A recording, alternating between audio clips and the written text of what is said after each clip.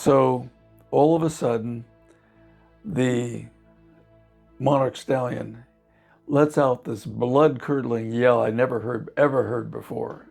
Just from my experience, that a lot of the issues that arise with keeping horses is because only one aspect of their management is targeted, and not everything is looked at as a whole. Why are they healthy? Is it just because of what they're eating, or is it how they're eating, or what, that's something to be looked at. Studies could be done. Radiographs could be taken. So how do you think they actually form these tracks? Like, why there? Why to this? Why to that? You'll have to ask them. Bathe in them, they poop in them, they pee in them. Other animals come, some things even die in there, and yet they drink it and they're healthy. So if there's ever a case for parasites, there you go. How important the natural trim is in conjunction with Paddock Paradise. They cannot be treated separately. There it is. This is how they're living out there. They're connecting to water. And they're going out and getting things that they need or things they need to do, meeting up with other horses, other wild horse bands. One is ridden, one is not. One is used to being roped, the other is not. Because you can create laminated horses in the U.S. Great Basin by feeding them toxic foods. Are there any hoof pathologies that aren't related to diet? Well, the thing that's overlooked is the wild horse connection. Gagger.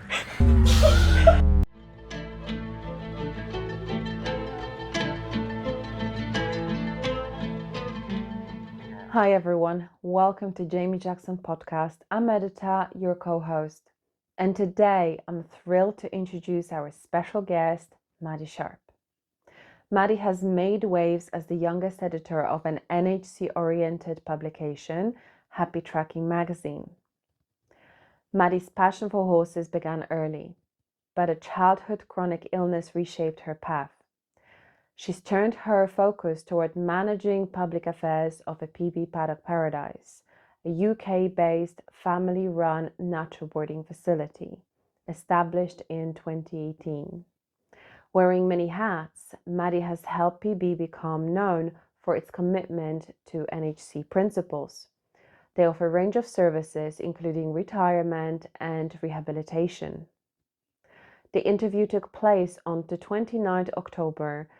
We tackled big topics like the value of the wild horse, research innovations, diet management on a paddock paradise, and the passionate debate around natural hoof care, all through the lens of the US Great Basin wild horse model. We promise to bring you more insights garnered from nature through this channel. If you like our content, it would mean the world to us if you hit the like button and subscribe to our channel. For more insights, check out the Happy Tracking magazine. But for now, let's dive into today's episode. Hi, Maddie. Welcome to our studio. Thank you for having me. You bet. If you didn't know who I am, I'm Maddie from Happy Tracking magazine, and I am here to interview Jaime. So, should we get started? Let's get started. Fabulous. So, I've got quite a few. So, the first one. From 1982 to 1986, you studied the wild and free-roaming horses of the US Great Basin. What initially prompted you to start your studies? Well, I had been a farrier up for the previous 7 years before I went into wild horse country. And it's really what I learned as a farrier, the harm being done to the horse's feet, that inspired me to investigate what nature had done for the horse by studying the wild horses of the U.S. Great Basin. That was my inspiration for going out there. So, how does the Paddock Paradise in the US, particularly where you originally set up, how does that compare to the UK and the other countries in terms of suitability, soil, climate, cost of land? Well, when I wrote the book, Paddock Paradise, I understood that horses around the world are in different types of habitats, biomes, and but I believe that with human ingenuity, we'd find a way to adapt the concept of Paddock Paradise to these different environments. Okay, and so what I created basically was a conceptual template how this might be done, and so the original inspiration for doing this, however, came from a laminatic horse in the United States. And the environment that the horse was living in was not the right type of biome for horses to live in. So the owners had come to me for help as in a consultation. I said, well, I tell you what, I've got this idea. It's not been done before. And if you're willing to do this, I think we can help your horse. And I didn't call it Paddock Paradise because I hadn't written the book yet. Okay, so they went ahead and they put this whole thing together. And towards the end of the project with them, I was sitting down there one day and I thought, what am I going to call this concept? And it just came to me. It was like, we don't want horses in green grass, so the color of the cover of the book is going to be green to attract people to the idea of lush green grasses, something like that. Sink that into their brains. And then I'm going to leave wild out of it. I'm just going to call it a paddock. And so there's two terms they'd be familiar with, something like green pastures and paddocks, but it's going to be entirely different once they get into the book and they start reading about it. So on that basis, I started writing the book as I finished the project with this laminated horse. And that's really where it first began to take form and as a book. But previous to that, in Wild Horse Country, as I spent time with the horses, I began to realize that they're not just wandering around aimlessly. They actually are going from one place to the next. And I saw that there were paths that they had beaten into the ground. Yeah. And so I thought, okay, paths. They're moving from one place to the next. And they're doing it very definitively because the wear patterns in the ground were like distinct. It's like these were being used. So I went into the headquarters of the BLM where they were doing the wild horse or the wild horse program that was set up there, Carson City. And I went in and talked with one of the bureaucrats who had actually been a wild horse management specialist in the field. And he sat down with me and I said, this is what I'm seeing. This is a water hole. And I'm seeing this going out and around and coming back to it. He goes, yes. And he took my pen and he finished drawing it around. And then I took the pen and we created this drawing. And I thought, there it is. You know, this is how they're living out there. They're connecting to water. And they're going out and getting things that they need or things they need to do, meeting up with other horses, other wild horse bands. So that was sort of embedded in my brain before I ever did the first Paddock Paradise with the laminated horse, that this is playing into it. And so, and the other thing is the electric fence technology was still, had to be, found its way into it. So eventually it did. So that's how it started. So do you find that depending on where they are in the world that the Paddock Paradise has to be adapted, or does the values remain the same regardless of where a horse owner is, for example? Well, there's certain challenges in each type of environment. A horse that's living in a rain, it's sort of in what I call a grass culture, like in the UK and in Western Europe. Yeah. that they'll have to find a way to get the horses into the right kind of footing, even artificially so, in order to maximize the benefits of the system. Then feeding horses out of hay bags, right? And then having water hole along the way if they can, and different things. So it was like, you've got to be creative with this, but let's keep the wild horse model in mind Yeah. when we do this. But you'll have to meet the challenges of the environment that you're living in. So, do you think that because the Paddock Paradise book is written from a USA point of view, do you think that owners, for example, in the UK, might be put off by that because they have to make these minor adaptations like mud management that you might not experience in the US? Actually, I wasn't thinking that when I wrote the book, that this is like for the Great Basin or the United States. I was just thinking, in any situation, there's certain principles that we should abide by in creating, to be faithful to the wild horse model.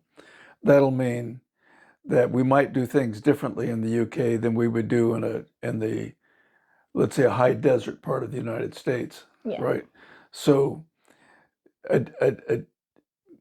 making changes in the way the track is put together would correspond to the particular environment that it's being created in. Okay. The Paddock Paradise boarding system continues to increase in popularity around the globe. There is a rise in natural boarding facilities such as track system livery yards or track system hybrids, an increase in barefoot Olympic horses, and an ever-expanding online community of horse owners that use the Paddock Paradise system all over the world. The Paddock Paradise as a boarding system is also being taught by some universities and is used by charities and rescues. With this in mind, how do you see the Paddock Paradise and natural horse care evolving through the coming years? Well, if the connection to the wild horse, or the wild horse model, as I call it, is marginalized or lost, I'm not sure it would be as good as if it were kind of front and center. People are thinking about what is nature intended for the horse, and we have this tracking system that we've set up, right? So again, it's back to observing what horses are doing. That's part of Paddock Paradise, and so however that can be done, that would be my hope, that people would. I'm just coming back to the same point I made earlier, that I think it can only help natural horsemanship if we pay attention to what the horses are doing inside the tracks. You speak in your books about the natural horse diet. Is that something that you think could be researched more? Well, yes, I think that research, to me, that research should be done in wild horse country. It should be done there. Academia could do that. They have I think the resources, the skill sets, the scientific ability to investigate the diet, the eating habits of these wild horses that are out there. So, in terms of the Paddock Paradise evolving, what would research in the Great Basin look like? How would that work? Relative to Future studies, universities researching, how does that work?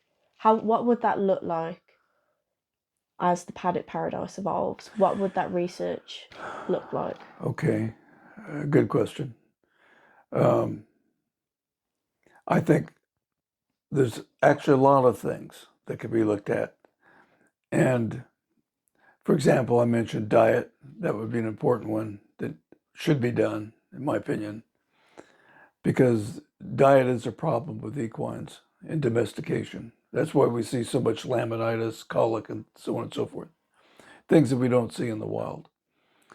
Um, the teeth of the horse, they're very healthy. And so why are they healthy? Is it just because of what they're eating, or is it how they're eating, or what, that's something to be looked at. Studies could be done. Radiographs could be taken. Um, the study of the gaits, of the natural gaits, I think, filming that, looking at that very specifically. There is more research that could be done with the hooves as well. When I went out there to measure the hooves and that, there's things I would have done back then if I knew more about what I was getting myself into and discovered later on, years later. And those are technical things in terms of how we measure the hooves, very specific things. So diet would be one of the things Diet. that you looked at. More measurements with the feet. Look, let me throw in, you've inspired me, a couple more things. Parasites, right? Horses are being drugged to kill parasites. My theory was that since when they go in to drink water, let's say, in some of the water holes, and the water holes are not what you would call clean, right? Yes, yeah. They go in there, they bathe in them, they poop in them, they pee in them. Other animals come, some things even die in there, and yet they drink it and they're healthy. So if there's ever a case for parasites, there you go. So if there are parasites, there must be some sort of symbiotic balance with other things that are going on. And so I think that would be more important research. Taking blood samples so that we're trying to correlate what's going on that's healthful in the wild versus problems that we're seeing in domestication, and also how things are going inside Paddock Paradise, because that's our simulated model, right? Do you still see big differences, like differences that you haven't quite figured out maybe between horses living on a paddock paradise and those in the Great Basin? Is there anything that kind of gets you scratching your head about it? Well, yes, there are differences from what I've seen. I relate to the horses being like family groups, and so the Paddock Paradise that we put together in Lompoc was a very distinct family group of 5 horses, females and males, and different ages. And it was just, so I would see behaviors in there, including what I would call inversions. In the wild, you have the, what I call the monarch stallion.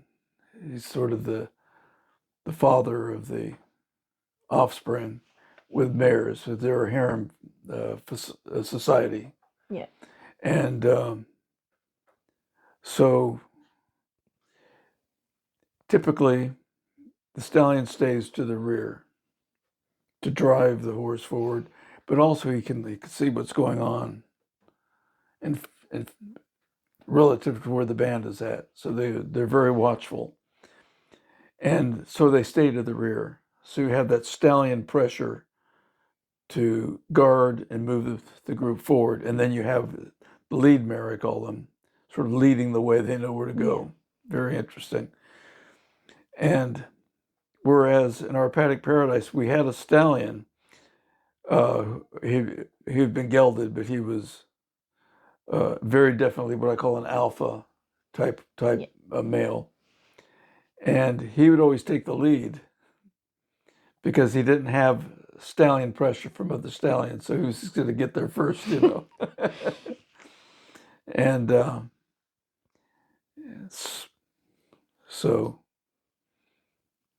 that to me is an interesting observation. So I call it an inversion because the lead mare is now in the rear, which I observed, and the stallion, or in case our alpha, was in the front.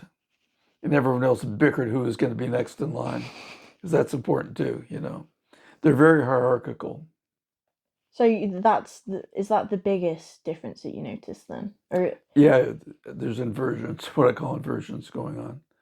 Now, if you have more than one stallion and you have one more family band that's whatever, however you set up your track, then I would expect to see more of the uninverted model that I saw in Wild Horse Country. so what can a horse owner do to kind of narrow the big difference between in terms of herd dynamic, what can a horse owner do to narrow the big difference that you're seeing in those herd dynamics? Well, right now there's a sort of a prejudice against stallions, Yes, right? yes. And so they're put in a stall to live by themselves, right? Or maybe they're out with other males, so that's not natural. But they're treated as being trouble, Yeah, right? yeah. They're gonna so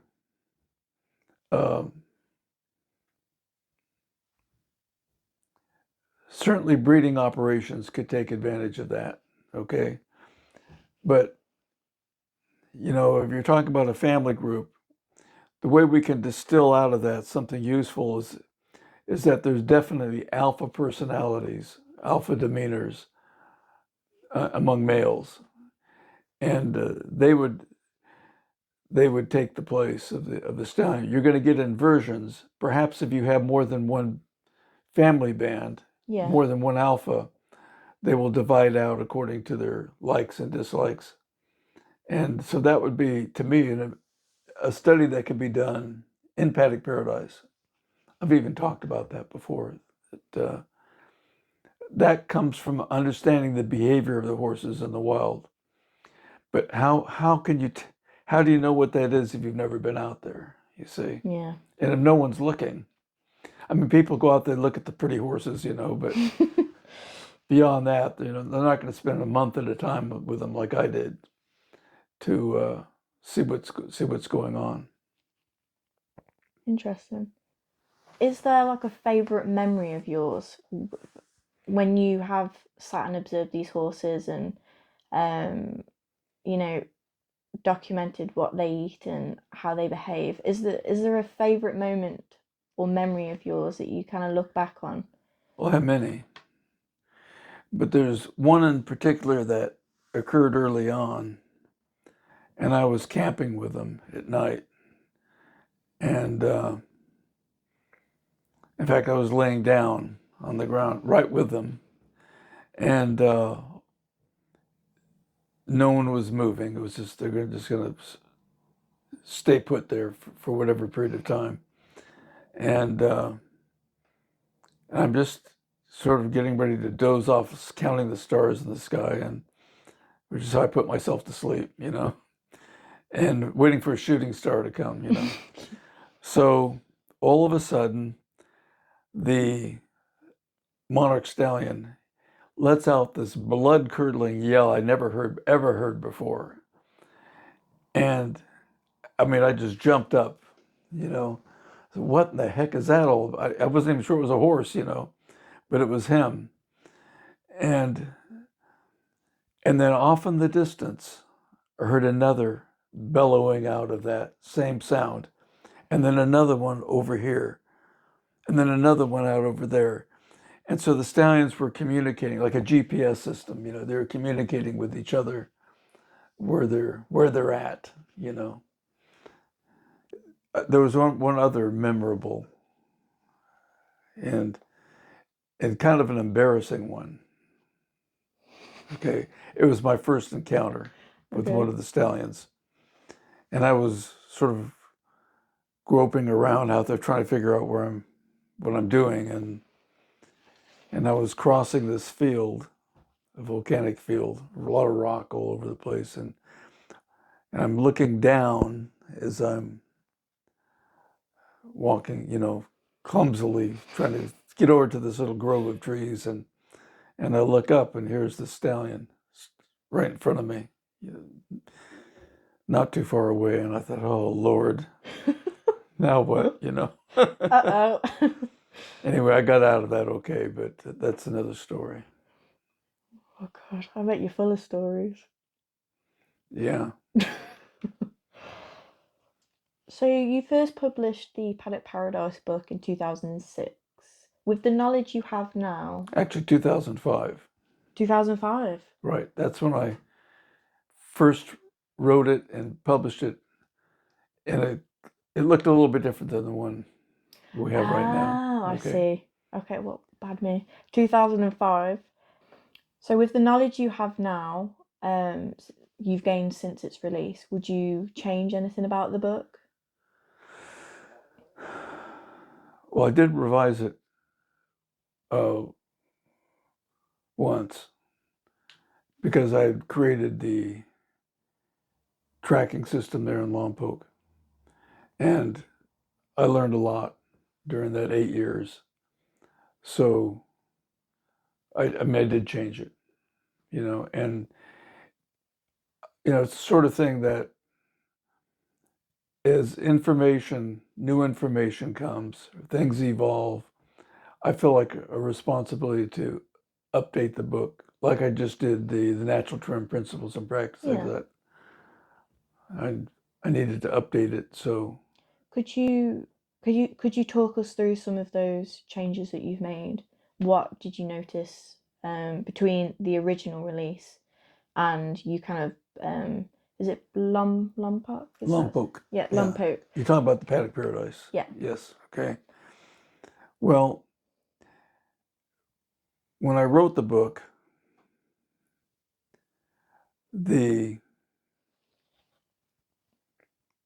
I was just beginning to conceptualize the thing, and there was this laminated course I told you about. Yes. And they configured. I thought, well, that's good. The horses, they ran this track around the perimeter of their field and through some trees, forest, and that. I thought, and the horse recovered. So, but it was a different biome. It was a wet biome where they did this, but they pulled it off. Okay. So Lompoc was a dry biome. It's really kind of a high desert terrain. Yeah. So that was grounds enough for me to revise the book, right? In Lompoc, I created the hay poles. Yes. To hang the bags from, okay? One bag, one pole per horse. And so I try to get the eating area to kind of sort of resemble where they would stop to eat. They'd sort of fan out a bit and eat, and then at some point they'd move on. So there was that. I positioned the water tank as far from wherever they're going to go as possible, the space that we had. So they'd have to travel up to eat, and they'd have to travel back down for water. Okay. What did you do before the hay poles? Was there anything? Did you change that? Well, the hay poles came pretty quick because you want to just throw it on the ground. And where we're at, the wind was strong. It would blow things away. So put them in hay bags. And originally the hay bags were just sort of thrown on the side of tied to a bush or something. And then I thought, why don't we take, because the ground was very hard, I would take a T-post and hammer it into the ground, and then take the PVC pipe over the top, and I rigged out a bolting system there to hang the hay bag from it. It could even turn around like this if need be. So that was an important innovation that evolved over time. I mean, it didn't take that long, less than, months and months. Yeah. I just stayed on top of it. So what about the layout of the Paddock Paradise itself, did that change? Oh yes. How it started, one day I walked up to the very top of the ridge. It was way up above where the lower part of it. And I just looked up, this is before there was, and I had already ruled out in my mind, it's not going to be any right angles or rectangles or squares. It's going to be, so that particular field, I thought I'm going to take the edge of the field, which changed. It was steep in some places and more level in others. And then I thought with the electric fencing, I could change it around if I wanted to, make more room here, get rid of that feeding station, put another one over there. So I played with it quite a bit Okay. before I arrived at something that was potentially permanent. But it was always, and a goodly part of that was unfenced on the outside, especially up on the feed station number 3 up there. There just wasn't any fence, and they could have gone down the hill and run off, but they didn't. One of the things that the BLM learned was that if they try and drive the horses away from their home range, they took the pressure off and they would just run back and go back to where they came from, right? So that's home. And so those horses saw what we'd set up there as home. And if anything new was, I even did a couple of tests. I would put something new out somewhere up on the track someplace. And I thought, they're going to come up the hill and are they going to pay attention to it? The first thing it is, they saw this thing and it was like, what is that out there? What is that? Yeah. And so then they have to go investigate it. First thing it is, go see who's in our living space, right? And then I did another, I thought, interesting study that these paths that they create inside the tracks, they're not accidental. They're specifically put there. Yeah. And so down at the bottom, to get to the water tank that was down there, they had lots of possibilities where they could get over to it. And so, but they had carved out a path down this particular route to get to the tank. So I went out there with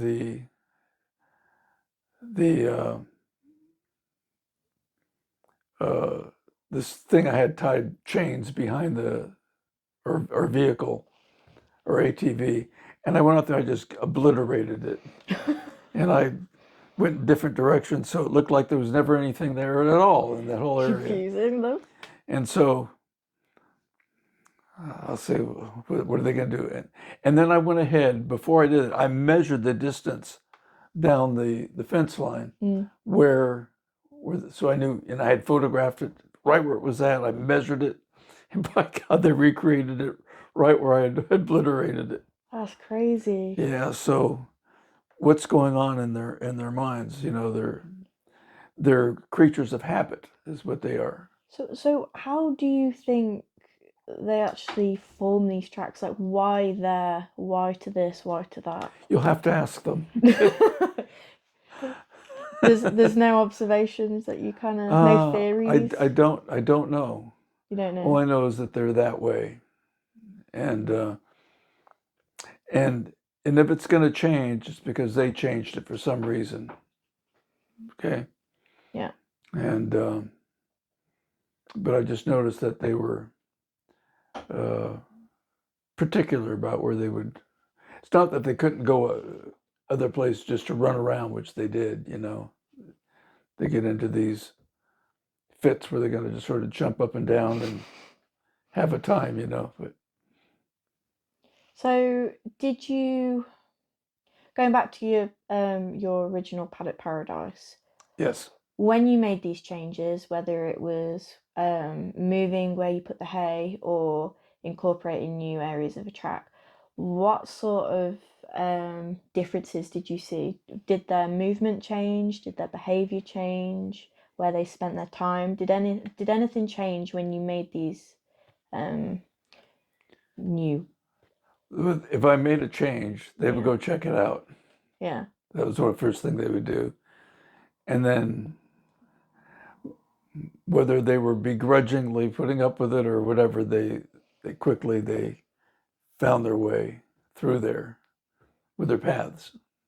But you didn't find that any of your decisions impacted how much they moved or anything like that? Well, I would say not.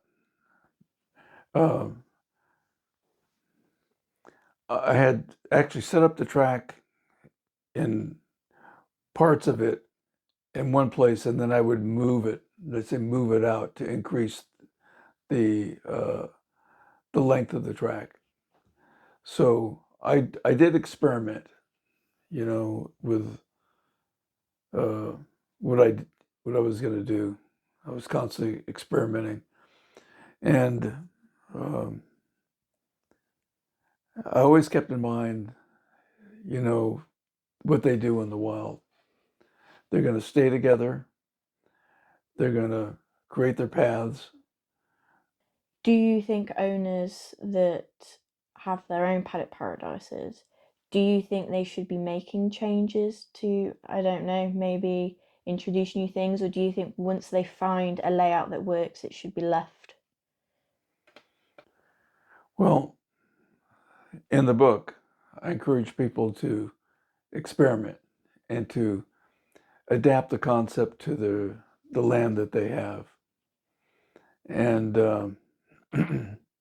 I give my ideas, but I trust human ingenuity, and they're going to do what they want, and maybe they'll come up with some unique thing.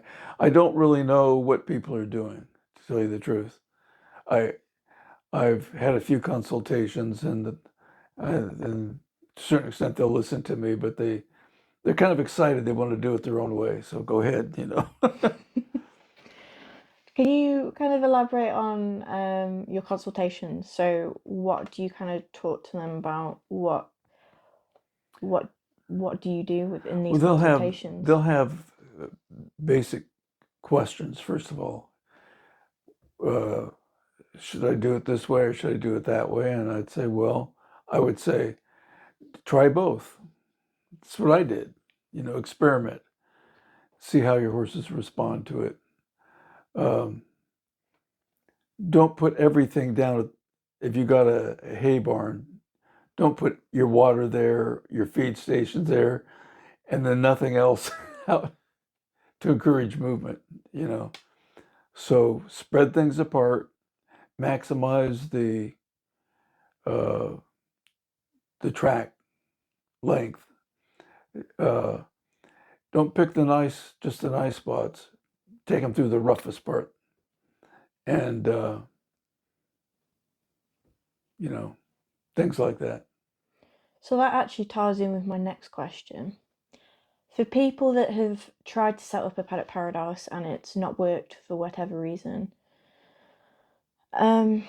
what would you encourage them to look at? What reasons do you think people set up these tracks and then go, it hasn't worked for me, or my horse is no better off? I saw one in Europe, and it was a huge field, and the track was as wide as a football field. And I said, you need to narrow it, okay? Because they're gonna camp, So if you want to encourage movement, you need to direct them to different places. You don't want to just set up, something that so wide that it's speed them up a little bit, and move them around. What about the other three pillars? Obviously, they're such important parts of natural horse care. If, again, the paddock paradise doesn't work for someone, do you encourage them to look at why with the other pillars as well? I think most people that have come to me come for laminitis. Okay. And I encourage them to create a paddock paradise. Yeah, so if I've got a horse and I build a track and it doesn't work, would you encourage me to look at other things outside of just the way my paddock paradise works? The first question I would ask is, why doesn't it work? I need that information. I don't know why it doesn't work. My paddock paradise just doesn't work. Well, if I'm doing a consultation like that, I'll need specifics, photographs, drawing, something like where I can kind of see what they've set up.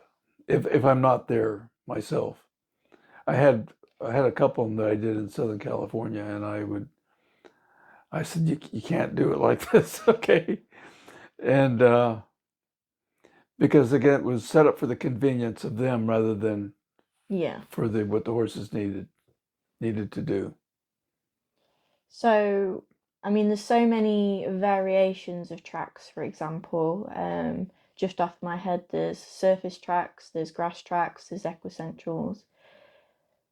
So when these horses, maybe they're on the track for weight loss, or maybe their owners are trying to manage the laminitis.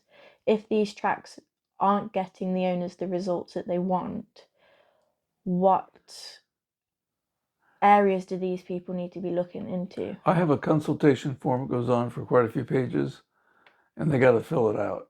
Do you do consultation still? So that's something. Yeah, not too many anymore because I'm more busy with the training program. But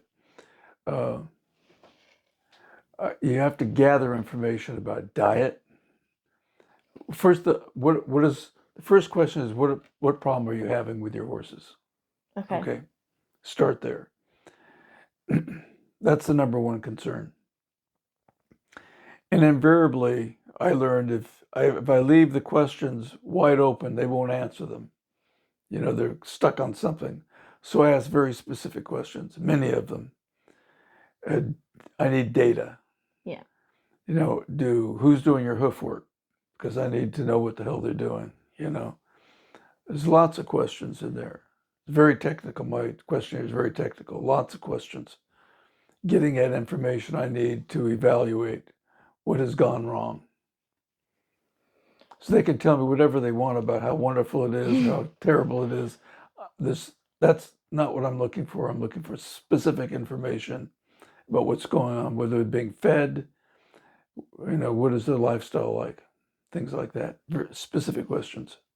So would you say, because obviously not all horse owners are very hoof savvy, for example, would you say that learning the bare minimum on things like the laminitis signs and variables of the diet, do you think that is important for all owners to have a good understanding of, so that if they run into problems? That's why I wrote Laminitis, a Plague, that book, you know.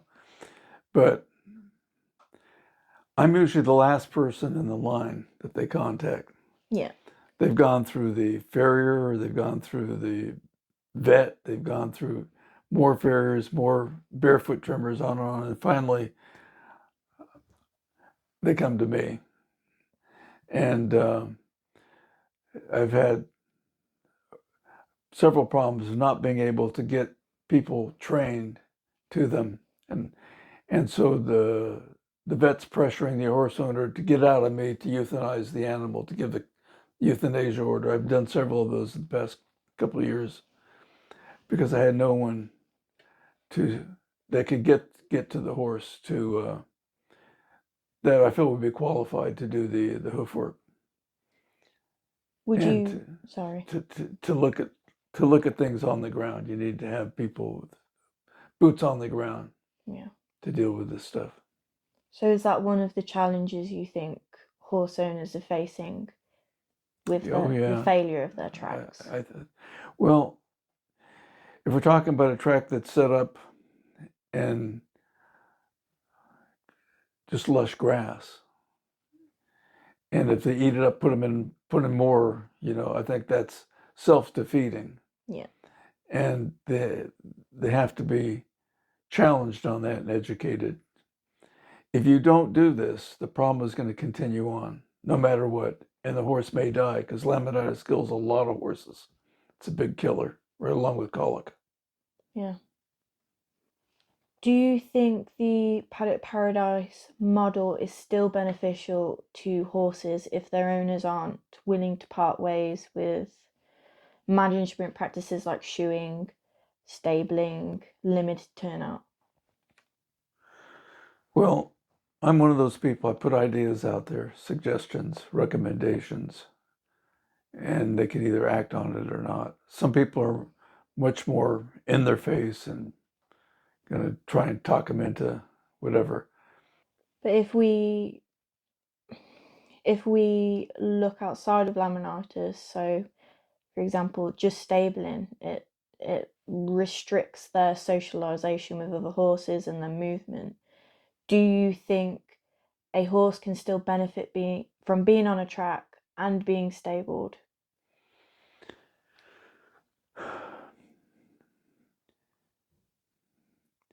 I would much rather put a horse in a paddock with just dirt, for I'll stick him out in a track that's just lush with grass that's going to founder them. So I've even done that. I say, okay, you're going to have to put your horse into a dry lot. You're going to have to keep them there, because if you don't and he stays out there, he's probably going to die. And I've seen so much of this over the years that it's not even up for debate. Okay. So it's like certain things are no-nos, and this is better than killing them with laminitis. But in a healthy horse, for example, nothing wrong with him, let's say, but the owner isn't willing to, um, maybe not willing, but is on a yard where there are certain regulations, or they can't move, or they don't want to. If an owner needs to stable their horse or wants to stable their horse, but also wants it on a track, can the two work together? Is the horse still going to benefit from being on the track? Or do you think it's a waste of time? I lay out the facts to people, and they have to make a decision what they want to do. So, Jamie, would you mind clarifying, in terms of movement, how important is it that these horses are getting movement on a regular basis? And what environment are we talking about? We'll say grass-free environment. They can be restricted through stabling, maybe, so they're not getting their socialization. They're not moving enough, or maybe it's restricted just for a part of the day. How important is it that these horses are moving? Well, two things there. If it's a grass biome that they're going to be in, they're safer in a dry lot than they're going to be out there. Now, in terms of movement, okay, when the horse moves, is able to move, okay, then the circulation is going to be optimal. So if they're in a grass biome, they're going to be circulating toxins all the better than if they're just standing in okay. So I don't think that's a way out of the problem. I think that there are many horses that are living what I call in a chronic state, but at a sort of at a level that the horse owner may not recognize the signs or the symptoms of it. Maybe something is off, but those horses are typically having stress rings, stress waves. They're irritated. They may tend to bite. They're not happy. There's really no way around laminitis if you're triggering it in the animal. So I'm not advocating that horses be stalled or kept in small enclosed dry lots. unless there's no alternative to the track. I think it's inhumane to keep horse in a perpetual inflammatory state. But maybe education needs to be, and options, maybe another facility or whatever. Uh, it really kind of depends on the situation. So, from a mental health point of view, how important is it that they're moving? Well, I think the horses will opt to go out and eat the grass and be with other horses. Not good. Okay. But I have to hold the line because I'm faithful to the wild horse model, right? Yeah. I can't advocate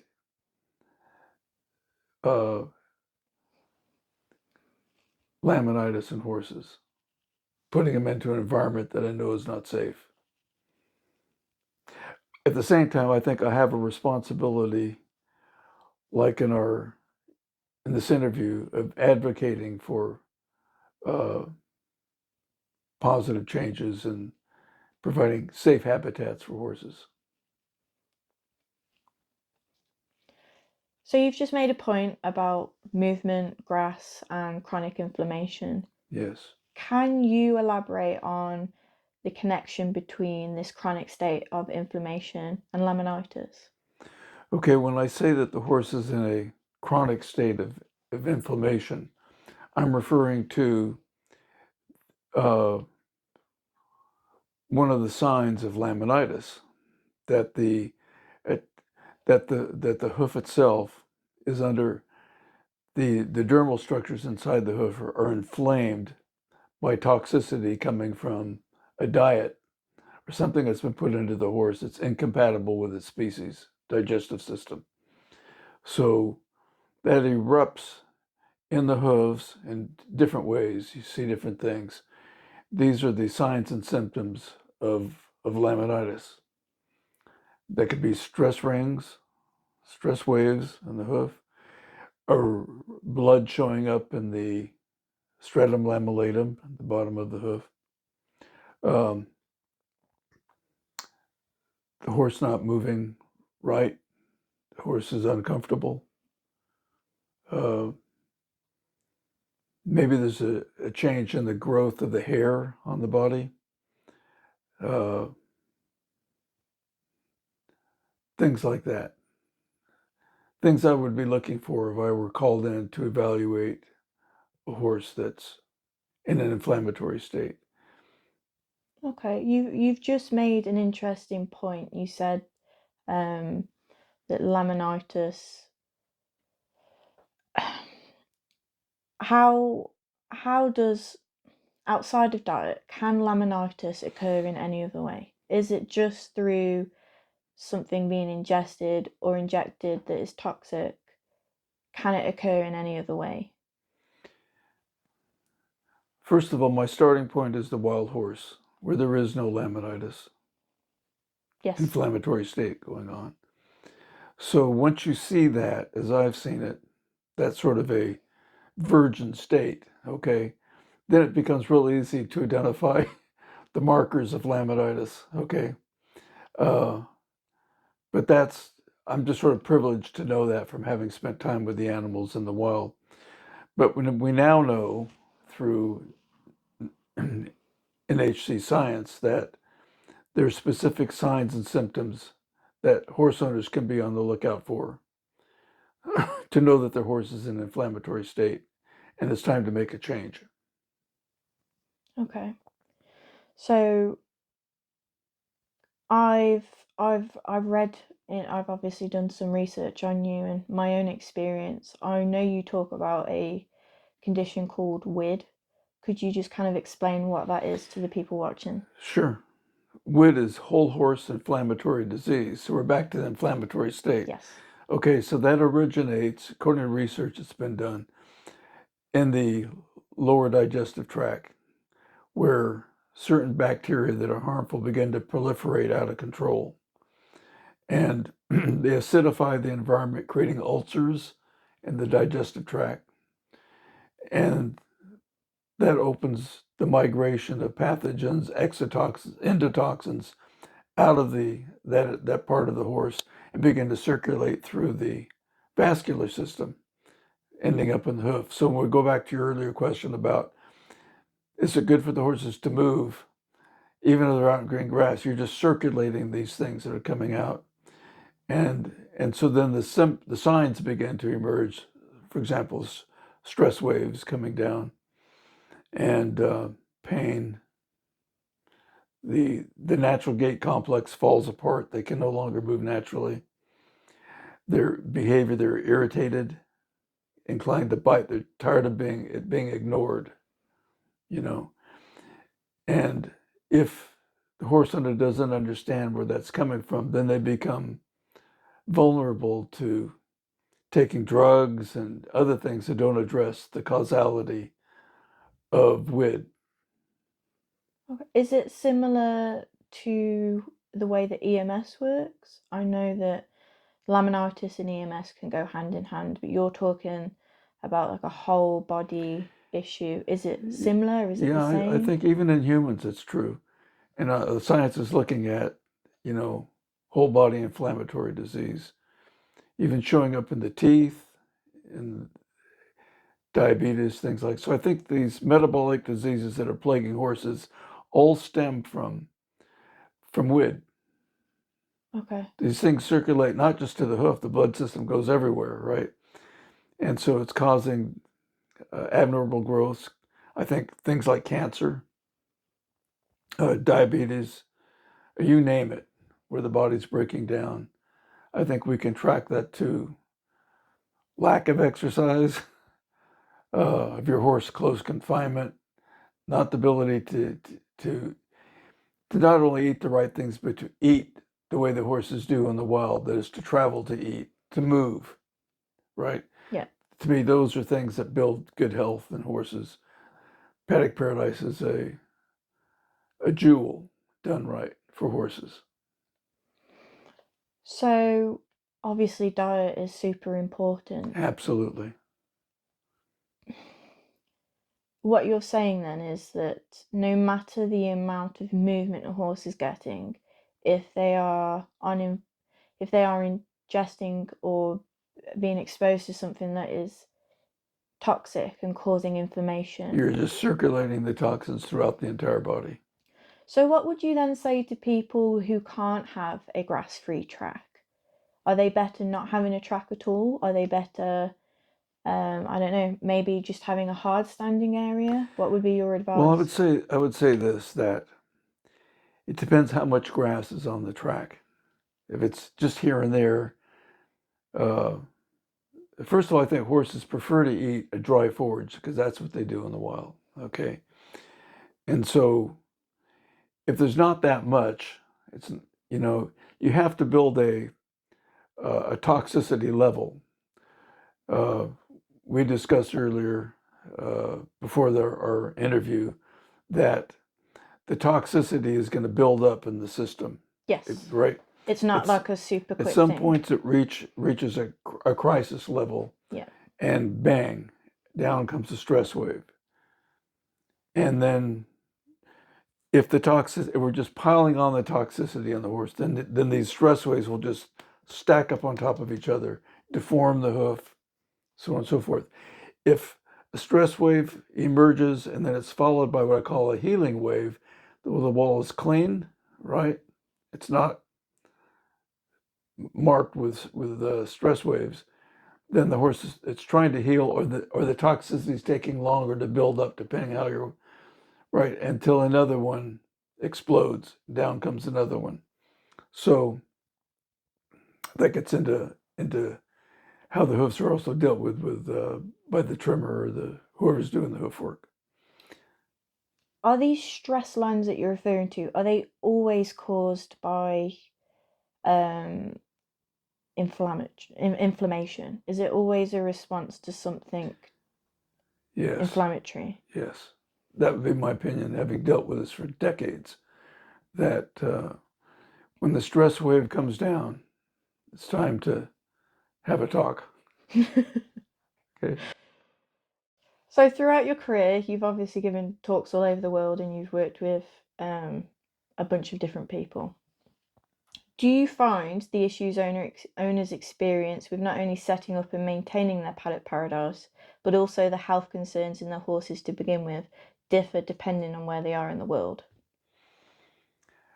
I think due to globalization, that the sort of toxic feeds that are given to horses here, let's say in the UK, will be given in countries elsewhere because the agribusiness is feeding these things around the planet, and the science also becomes very inbred, so to speak, and they're feeding the same things that are going to create problems for horses, maybe in different concentrations, maybe more molasses. This one has got more beet pulp or whatever. So I would say that the problem, there's always been a problem with laminitis, as far back as I can remember in the 1970s. And I mean, the ancient Greeks dealt with it. They call it barley foot, Oh, meaning wow. from barley. So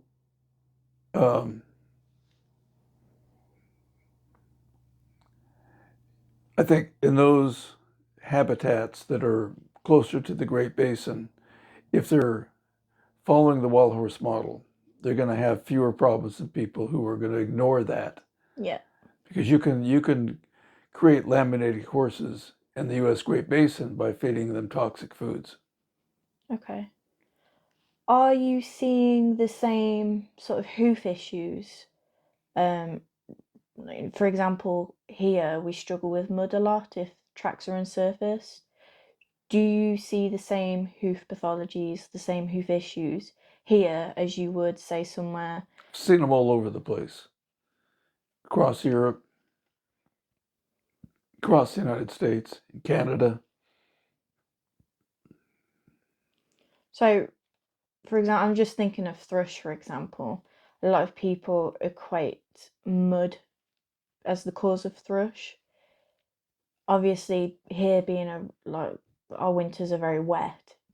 Do you see more thrush here, for example, than you would in a drier Well, the country? question is, what is thrush? So can you elaborate on what thrush is then? It's laminitis of the frog. Okay. We get back to diet. You see laminated horses, invariably you see problems with the frog as well. So are you saying thrush is solely diet related, or can it be I caused think by it's very other much issues? related. So I don't really refer to thrush anymore, but rather the diet that's creating the same sort of breakdown that occurs in the stratum lamellatum, the LAM we call it. It affects the sole, it affects the frog, it affects everything. So are horses that have thrush laminitic?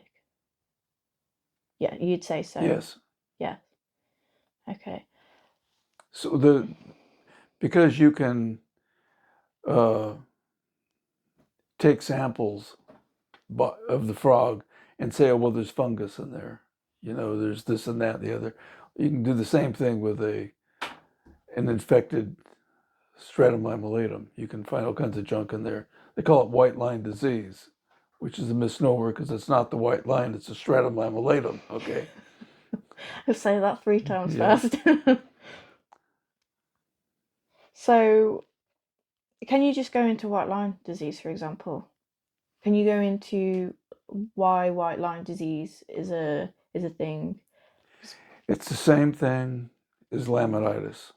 Okay. It's exactly what it is. So there is this, because they've identified it as being something else, people do that. They will curette the what we call the lamellar wedge, that disorganized growth that occurs when the hoof begins to separate from P3. They'll get in and gouge that out and take it all the way up to the growth corm up above. Inhumane, wrong thing to do. Go back to the diet. Okay. And then use the natural trim. the advanced guidelines to get the horse out of it. I know this is a big topic. Horse care is something we could talk about endlessly. That's why in the ISNHCP training program, we've dedicated focused learning sessions to cover every aspect of horses' life. Our goal is to develop skilled practitioners who can truly make a difference for their clients. This natural training program, designed by Jaime Jackson, delivers authentic and trusted information straight from the source. Don't just take our word for it. Check it out for yourself. Feel free to reach out to us or speak with one of our practitioners. You'll find our contact details in the description below. Now, let's get right to it. Are there any hoof pathologies that aren't related to diet? Are there any that can't be traced back to laminitis? Well, you get cracks emerging. Often that's diet related too, because you're weakening the structure of the hoof itself, right? Yeah. So it really depends. If a horse is developing a clubfoot, for example, then I look for breakdown in the musculoskeleture of somewhere in the horse's body above the hairline, not in the hoof. Are you saying that a club foot is formed to compensate for issues further up? That's why I call it a crutch foot. A crutch foot? Yeah. I think that it's probably, I've written this somewhere in one of the books, that it's a specialized adaptation if a horse injures itself in the wild. You know, the hoof will grow up on the diagonal, which is not affected, to protect, to help, like a crutch, move along and then go away. That would be an interesting study to do in the wild, okay? And see if there's a stallion battle and there's been an injury, but it's not permanent, if the hoof clubs and then goes away. I didn't see it, but it's, you know. That's very interesting, actually, because with the whole barefoot versus shoeing debate in the equine world, a lot of owners will use the excuse that the reason, that their horse needs shoes because they have some sort of like anomaly or deformity. Do you think that is the case, or do you think these horses that, for example, have had damage somewhere can still go barefoot and stay barefoot? Oh yeah, we had one come into our Paddock Paradise in Lompoc that had a clubfoot, was also laminitic at the same time. The laminitis cleared right up, and the clubfoot stayed behind, but the horse was sound. Oh, interesting. Ran around with the rest of them like there was no problem. Completely sound. And the hooves were, in terms of let's say the laminitis, were gone. Yeah. Everything you couldn't tell. Oh, interesting. It's just a steeper angle by about 12 degrees. Maybe 10 or 12 degrees steeper on one side than the other one. But the hooves are very healthy. The horse is totally sound. So that to me is, and I make I differentiate between navicular due to an injury to the upper body, yeah, showing up with clubfoot, versus where there's been an invasive surgical procedure done to the back of the hoof, back inside. And then you're creating, to me, what I call an artificial or man-made clubfoot. You've actually injured the structure inside. Can a horse's hoof come back from that, or is it irreversible? From what I've seen, it's irreversible. A few cases that I've been able to identify. It's terrible. So what happens in those scenarios? Well, typically, historically, navicular horses are put down because they're lame. But I think also the picture gets complicated by the fact that those horses are often at the same time laminitic, and the people don't realize that. So in my book, Navicular Syndrome, I talk about you have to distinguish between, first, you have to eliminate the laminitis triggers to get to find out what the causality of the clubfoot is. I always search the upper body for injuries. I get in my consultation, I get a history on the animal. Usually I find the problem pretty quick. And so without getting into any more detail, it's a bit of diagnosis going on in there and sorting through things. Okay, interesting. So just going back to the kind of like management and erection of the Paddock Paradise, do the difficulties that owners face in terms of actually putting up their track, does that differ depending on location? Have you seen Depending on what? Location? Have you seen any evidence that owning a track is harder, for example, in the UK than it would be the US, or vice versa? Depends upon the biome, right? There are places in the United States, many places in the United States are as bad as the UK as far as grass culture goes. The symposium that I spoke at in 1995, they call it the Bluegrass Laminitis Symposium, okay? Because of the grass that was there. I'm not sure they made the connection between it. It's like bluegrass is Kentucky country, you know? Yeah. But yeah, laminitis could be a terrible, terrible thing to have to deal with. I don't like it at all, you know? Yeah, it's probably a good thing. But our advanced trim guidelines program deals with things from cryotherapy to understanding the expulsion of lamellar wedge to dealing with triggers and things like that. So could you just kind of go into more about the advanced trim lines that you've just mentioned? What is that? What is it?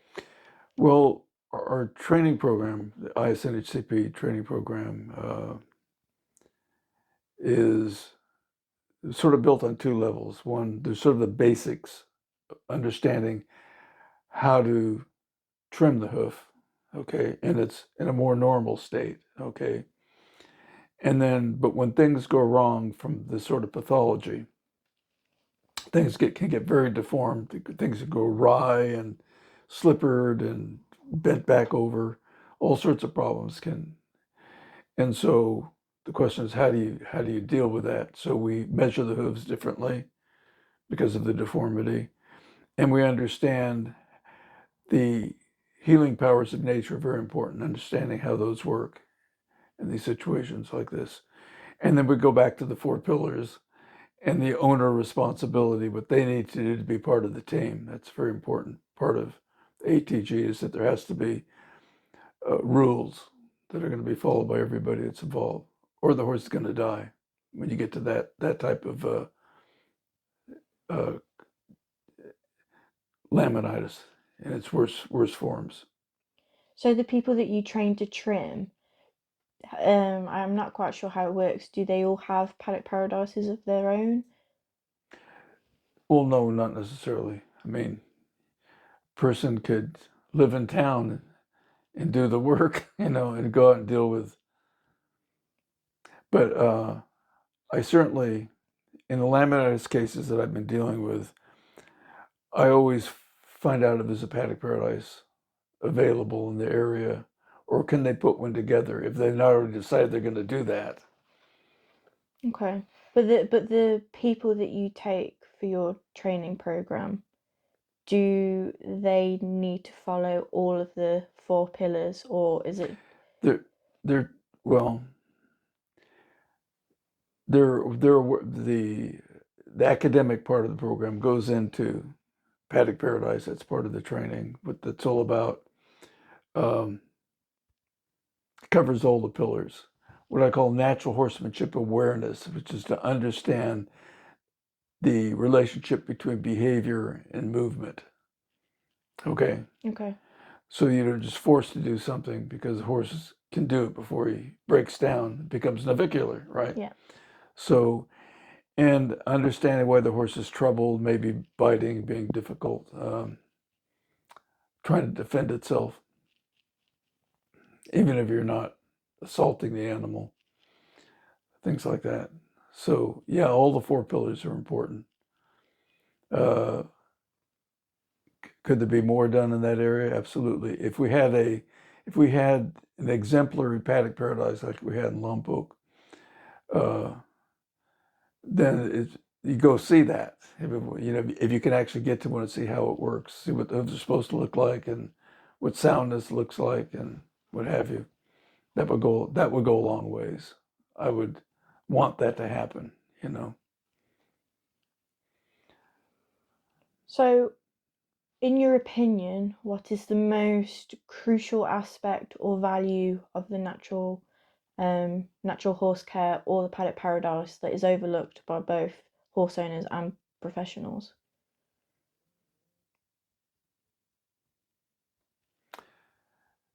Well, the thing that's overlooked is the wild horse connection, right? That is the big problem. That's one of the things I lament about in the tracking systems is that they've divorced themselves from the wild horse model. By divorcing yourself from paddock paradise, the connection is lost. And anything can go then. There's no principles based upon the horse's natural state. It's just whatever you happen to think, rather than appreciating where this came from in the first place. This came from wild horses in the Great Basin. That's where it came from. And it's been severed, and for whatever reason.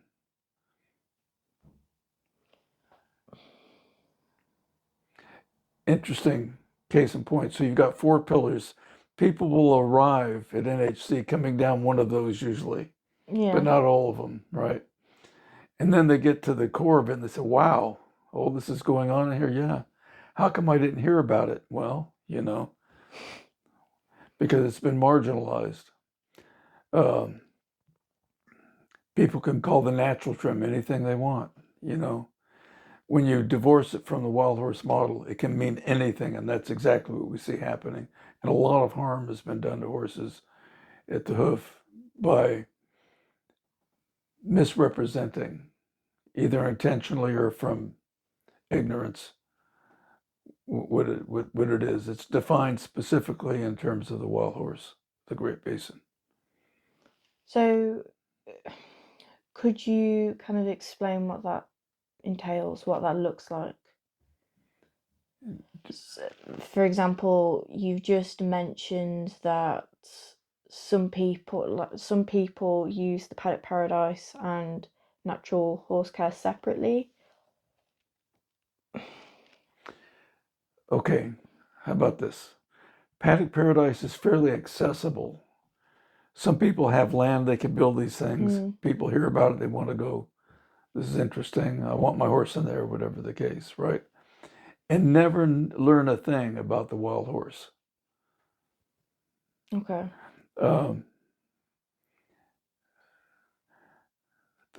Paddock Paradise has been, as a book, has been so marginalized that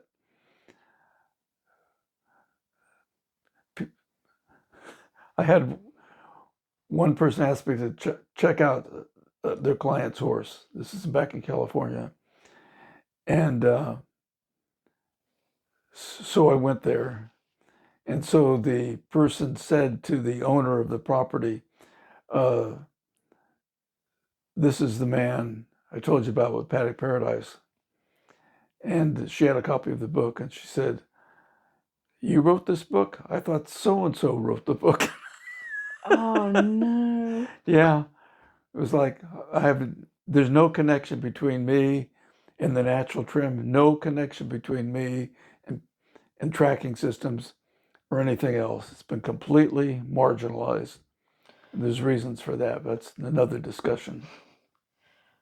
So, going back to a question that I asked way earlier, is that something that you would have added into the book? How important the natural trim is in conjunction with the paddock paradise? They cannot be treated separately. Right. Is that something you would? That's true. Um, I've written, companion books because my real expertise is in hoof care, Yes. and I got 50 years in the trenches with it. I mean, this is a problem, and maybe it's discussions like this that will help bring about a solution, So, um, like I said, Paddock Paradise seems to be more accessible to people, horse owners, rather than trimming the hoofs themselves. Some of them may want to take that up. In fact, the entire barefoot hoof care movement has been led by women because most horse owners are women. Was it like 95%, something Yeah. like that? So, um, I, I, I mention it in the book, right? And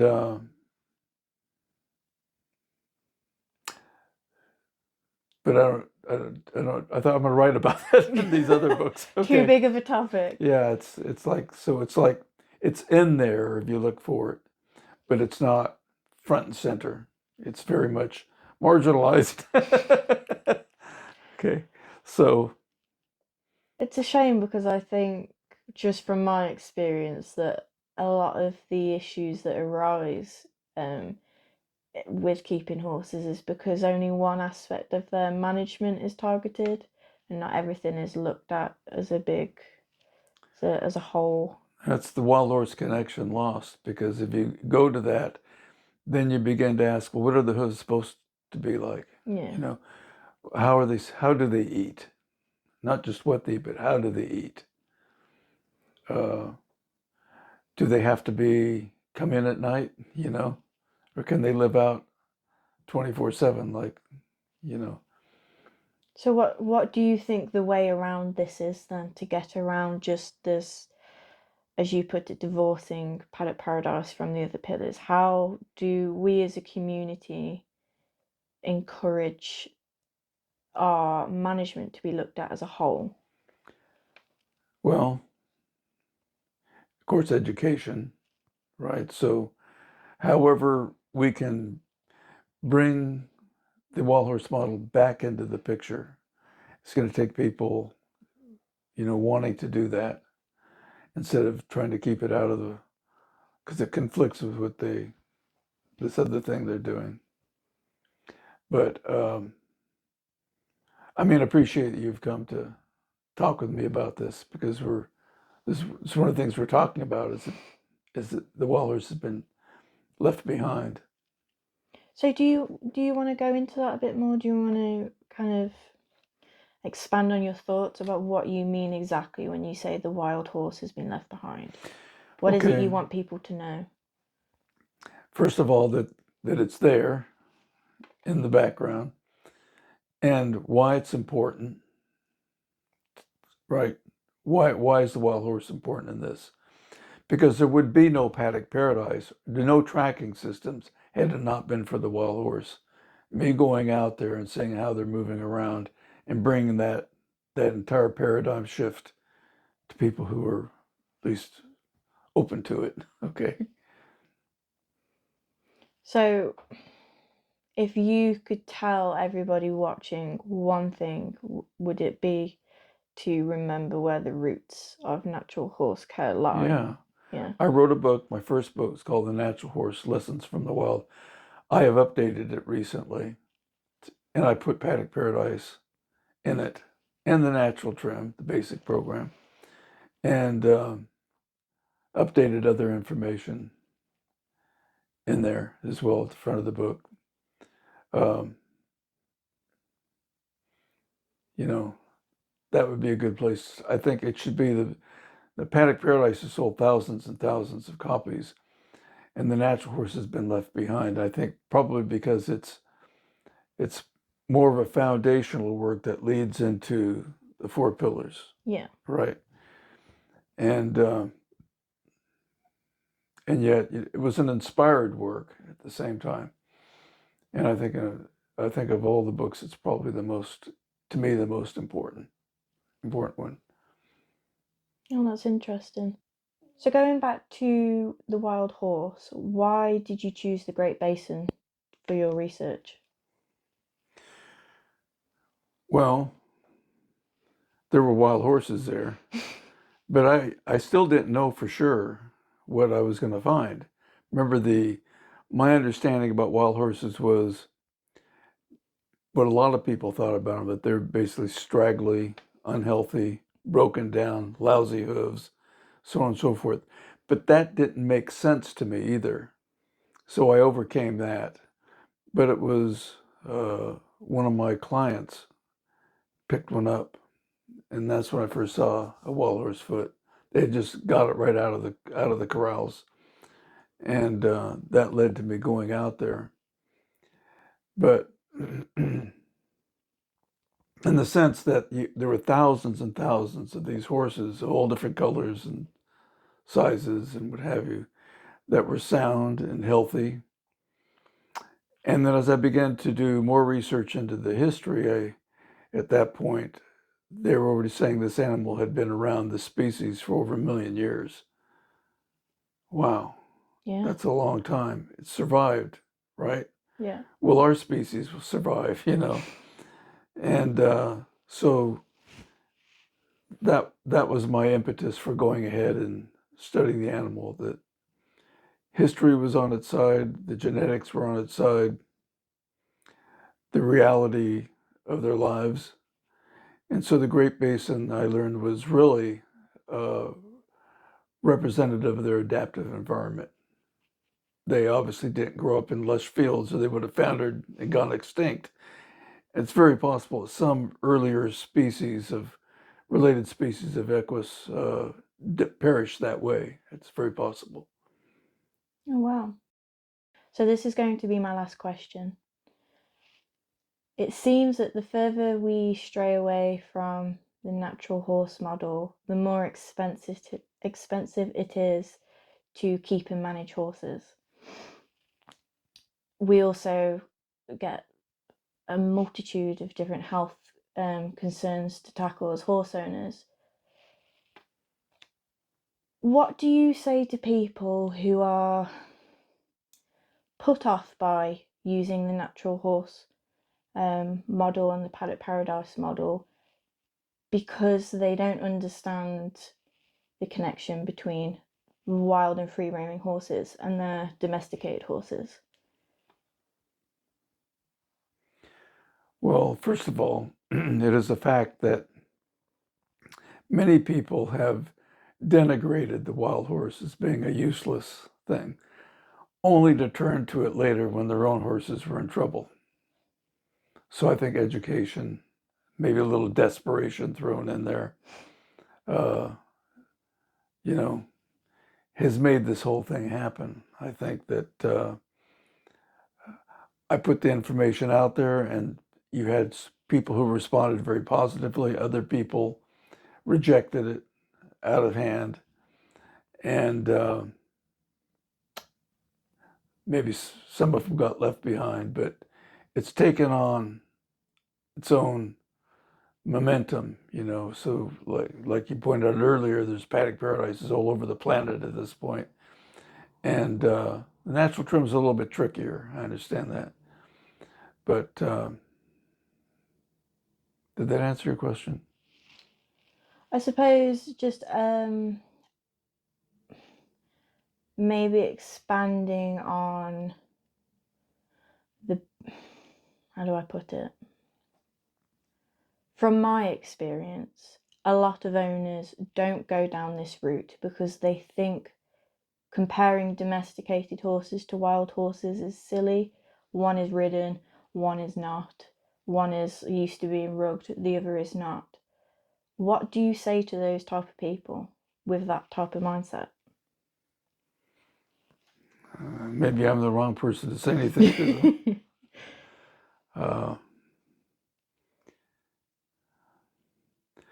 I believe in models that people can go see, can look at, and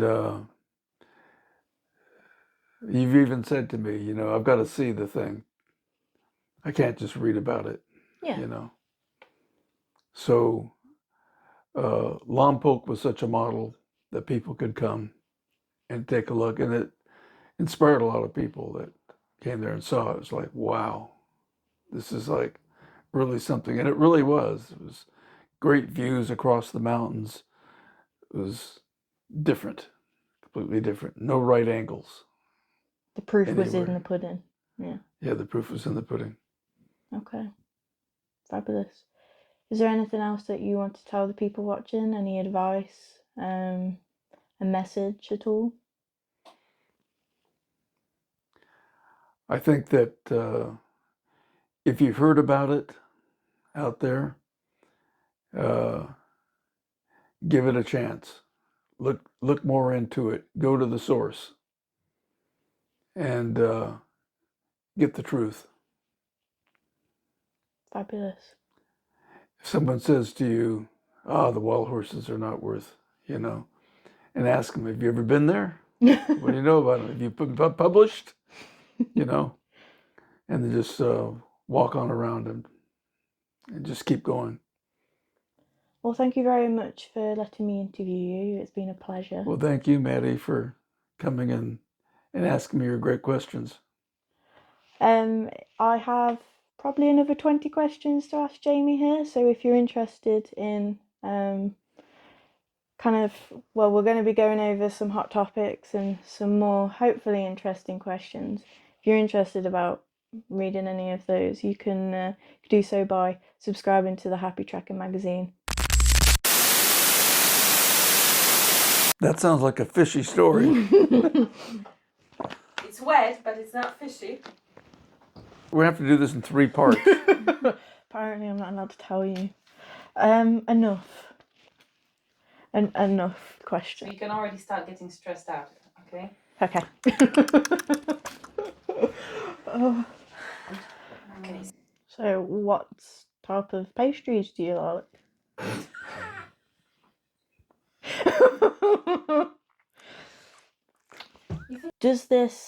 Do the problems that arise differ depending on where they are in the world, where their horses are, where the owners are? Could you rephrase that question? Yeah, I did that really badly, didn't I?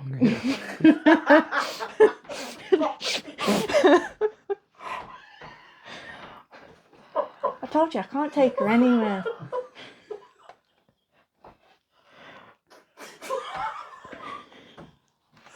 Gagger. This is why I leave her in the car. We have no gag at all.